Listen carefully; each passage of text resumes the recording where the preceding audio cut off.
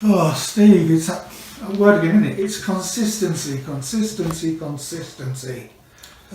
Yeah, it's obviously very raw. We haven't even had 24 hours pass since the game. Still processing it. Quite clearly devastated to go out. But we can't say we were robbed. We just haven't done enough on the day, have we? That's the truth. Yeah, I mean, it's some of the one of those where it's almost like two totally different games each half. First half, it wasn't that the effort wasn't there, but it just didn't seem to be working and people weren't doing what you expected to. And then the second half, we had all the ball, all the attack, and we just couldn't get over the line. Yeah, that's a fair assessment. Obviously being in the kind of inner sanctum of the changing room and knowing these guys as individuals, I'm sure it's not a lack of desire or a lack of passion. Everyone wanted to do well for the club, but we didn't start well. Why was that? I don't know, if I'm honest. I honestly don't know. We didn't start well. Lingfield came at us a little bit harder. Took us a while to set into the game. Obviously going 1-0 down, not a great goal. All goals are preventable. That one was definitely preventable.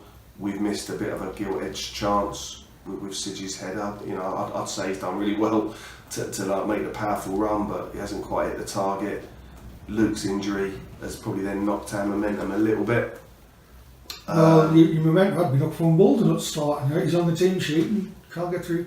Yes, Jack's desperate to play. Like, he couldn't have done any more. Like, having spoken to him every day last week, if you knew what that guy's going through to try and get himself fit to play football, he couldn't have done any more. But yeah, preparation, that didn't help. You know, we've obviously had a couple of other. I was hoping I had a new signing has gone down with. Well, his baby's gone down with tonsillitis on the morning, so he's had to drop out. The preparation wasn't great, but you still got to deal. You know, if you're going to be robust, and if you're going to be resilient, and if you're going to be winners, you've got to deal with these things. And unfortunately, we couldn't. Yeah, because I mean, if you look at it on paper, even when the team, like you say, you haven't played full-backs who haven't been playing consistently. You midfield, no disrespect to Rory or Zach, but you weren't planning on them in the middle for all the game, a lot part of the game. And that's no respect to them because they did their damnedest. Yeah. But so it doesn't help you. And it just seemed the first half, for whatever reason, maybe it's the players need to.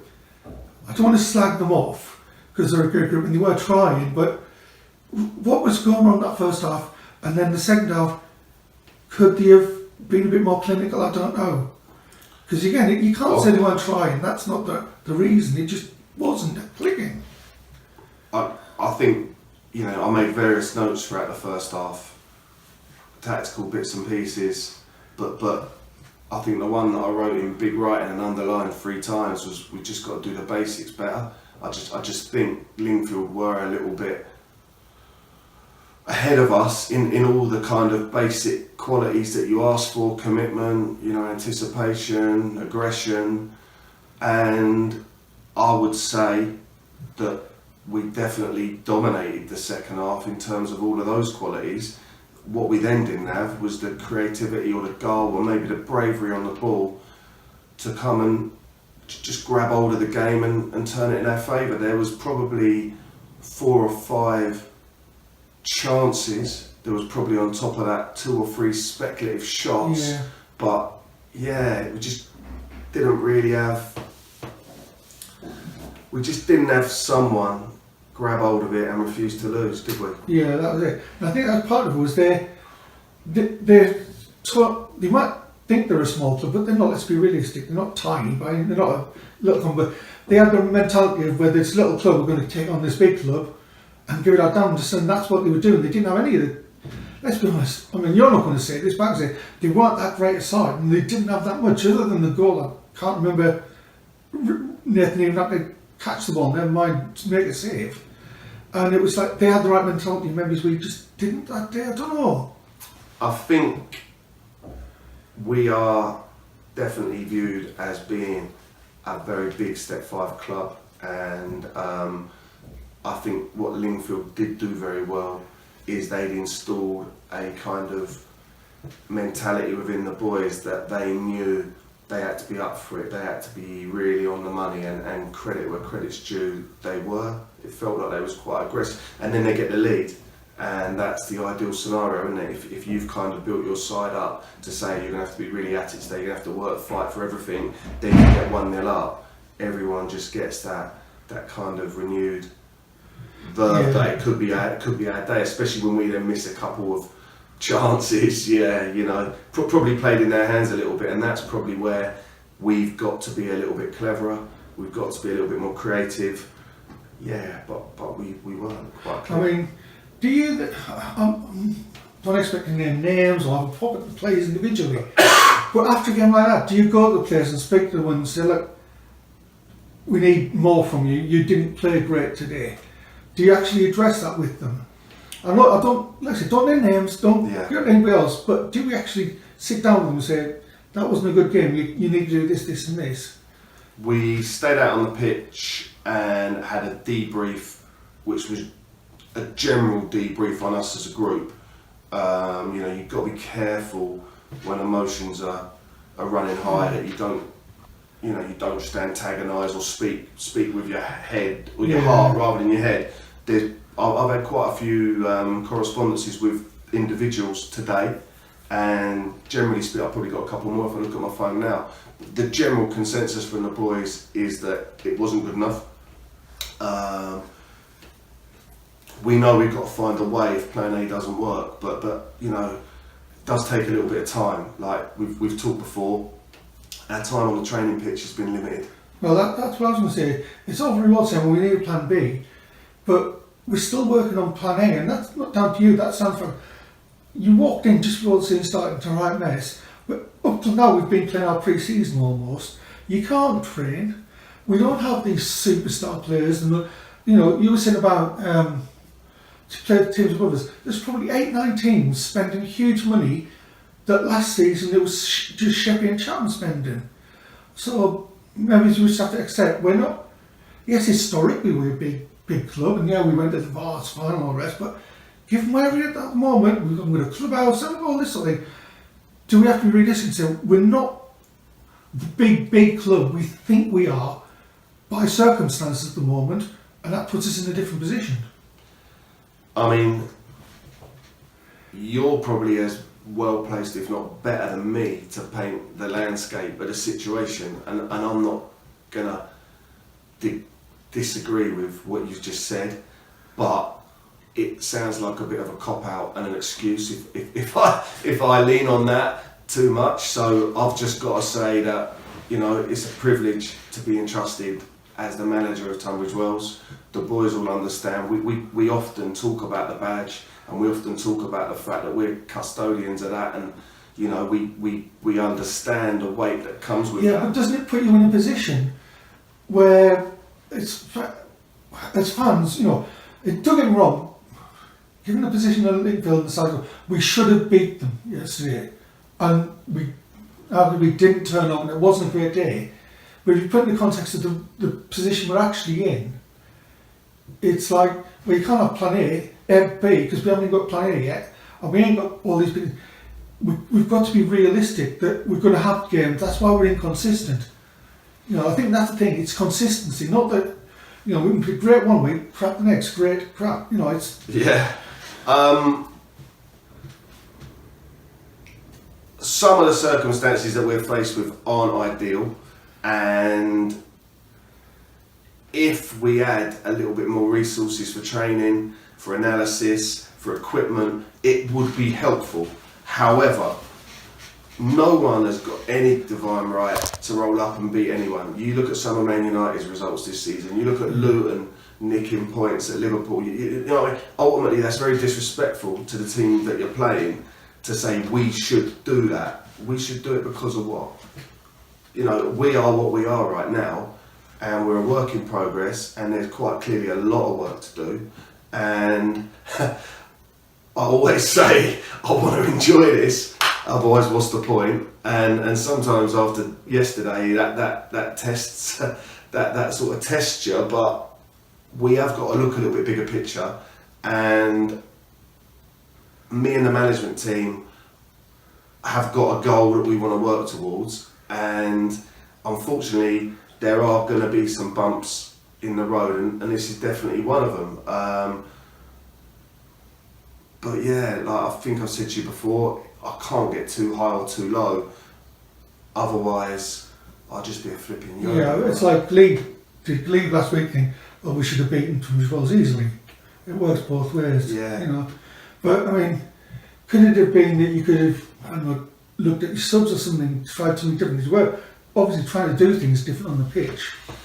All sorts of things go through your head in the context of a game, and 1-0 down is probably the worst score in football, isn't it? Because I think you go 2-0 down, you then go, stuff it, let's just go no, we've got nothing to lose. If you're 1 or 2-0 up, you probably relax a little bit and you probably feel like you can maybe make a few changes. But Festos had to come on very early, which was enforced, and to be fair, he had a reasonably good game. He really gave us some attacking down that left foot, didn't we? So, you know, I'm thinking all the time, like obviously I've got Mo, Alaka, I've got Mo Zabadne, who to be truthful is probably there for defensive cover, and I've got Brad. And all through my head I'm thinking, how can I change this? How can I go free at the back? Yeah, but how's that going to really help me? Because, you know, trust me, all the things are going through my head. I'm thinking, you know, maybe I need to freshen it up, maybe I need to get another striker, but there's enough evidence that the way that we play can be successful and can score a goal. So you're constantly thinking, is, you know, law of averages, if I was to pull off one of my attackers who's done very well for me in the last 6 weeks, is that increasing my chance? You know, it's hard. I'm sure if I'm Mo or Brad, I'm probably scratching my head, and I'll probably have to have a conversation with them. Mo's coming back from injury. Brad hasn't played too much for us. He's been cutting his teeth at upfield, doing very well. Yeah, with the benefit of hindsight, maybe I should have thrown him on. But no, you live and die by what you do. Yeah, and like I said, okay, this isn't what you want me to say, but I just felt almost sorry for yesterday because the players just fell short, and I don't think we can criticise the management for that. The players just take it on the chin. But the important thing is they learn from it, and what do we learn to go forward? Yeah, that's really the key. I don't want people feeling sorry for me. I mean, you know, you pour your time into it, and you give it your best crack, and yeah, it wasn't good enough. I feel sorry for you guys, to be honest, and I think the team feels sorry for you, and ultimately we've got to do better. Unfortunately, the Vase is gone now for another season. You know, obviously I was here last season when we unfortunately limped out against Lingfield. You know, that's probably been a bit of a discredit to Lingfield because they did well on the day. But yeah, it must be. I'll put myself in your shoes. You try and put yourself in my shoes. I mean, we all feel sorry for each other, and yeah, I mean, it's what are the realistic expectations? Because obviously we want to win the league, but forget that Fabrice was just going to walk it with silly money. But even getting to the playoffs, given where we were and what we are, that's achievable. But it's not obvious that we can get there because we haven't got the money that the teams in 8th and 9th are spending either. You know, we're not this huge club that we think we are financially. So what are the expectations for this season and next?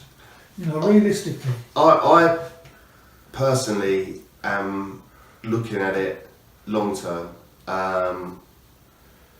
And for me, there's a couple of ways you can improve. You can either buy better players, which we do our best to do. You know, we try and spend our money the best we can. We're not one of the biggest financial hitters, but look, I'm not going to sit here and say we're paupers either. So we're trying to get the balance right. What we need our experienced players, the ones who generally you have to pay that little bit more money for. We need to get them all on the pitch, all fit and all firing, because it makes a massive difference to us. Then what we need to do is we need to try and improve the young lads that we got, we've predominantly, and you'll see this, we've predominantly gone a little bit more local. We are working quite close with Jamie and Bailey. That's going to take a little bit of time, as you rightly said off camera. You know, the 23s are flying. It's a big step though, particularly if you're looking at us getting up to that top 5. That's a big step, but we're committed to trying to work. You know, we're trying to get some of them out dual reg to give them game time at the right level. And then the other thing is we can only keep working on the training ground. We've just got to get better organised, we've just got to get more familiar, putting the boys in scenarios that they can then take into games. You know, the more we do these things, hopefully, I'd say to you, like, we had a problem where we're clearly letting in too many stupid goals. So we focused a little bit of time we have together on trying to be a little bit more defensively resolute. I would suggest those of you that turn up every week, we ain't letting in anywhere near as many stupid goals as we did. I think we've let in 2 in the last 4. And one of them was a dead ball. I mean, they all count. But I feel like that's where we focused our time. We see a little bit of improvement. We weren't focusing our time on scoring goals as much because we didn't have a problem scoring goals. But then, you know, off the back of yesterday, maybe that's something we've now got to work on. Yeah.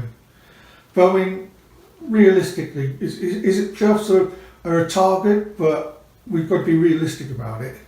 You never say we can't never. expect. Yeah. Can't expect it. We've got to catch fire, haven't we? To realistically have a run at that top 5. There's still enough games. Mathematically, it's highly possible we could do it, but realistically, a side that thus far haven't managed to sew 3 back-to-back wins together, you'd have to say statistically it's unlikely. So I've just got to get the consistency going, which we say every flipping week, and everyone listening must. But it's a fact, isn't it? You know, if you're 1 step forward, 1 step back all the time, it's going to take you a long time to get where you're trying to go. Well, looking forward. I mean, we've got Glebe, but we haven't. We've got over a week away. That's probably with injuries, like the injuries to Jack and to Luke, and the time you would need. That probably gives you a bit. It's almost a help not having a game on Sunday. It gives you a bit more time to work on things, to get that consistency. It's a double-edged sword, isn't it? On the one hand, you want to get back out there and put it right, but yeah, if we can get some good training time on the ground and some good recovery, then it could be a big benefit. But yeah, you know, with the weather as it is, the possibility of training on the pitch is probably slim. So we're gonna have to try and beg, steal and borrow some training time from somewhere. But and I think also the fact that it's Glebe, in a way, helps because we'll go in as the underdogs again. There's obviously a lot of pressure on you, but it's almost like there's no pressure because Glebe wouldn't expect to win that, and we saw we can beat them. So hey, let's have another crack at them and put things right. If it was an easier team down the bottom of the league, it's like, well, come on, then win. You expect to. We like, you know, we create our own pressure. No one wants to go into any game thinking we're just turning up the day. Like, not far from it. If anything, we'd probably put too much pressure on ourselves to try and win every game because we know what we can do. Anything below that feels like a real kick in the nuts, you know. Ultimately, couple of good sessions. What's done's done. Like you say, all we can try and do is learn from it. There's plenty to learn from yesterday.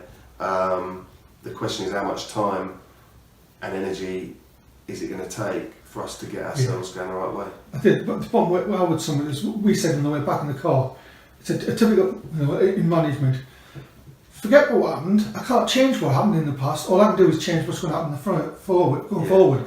So all you can do is focus on the front, going forward now. Yeah, you can just learn from what we did. Yeah. I mean, quite clearly, we were unable to unlock a resolute defence after going 1-0 behind. And that has happened a couple of times.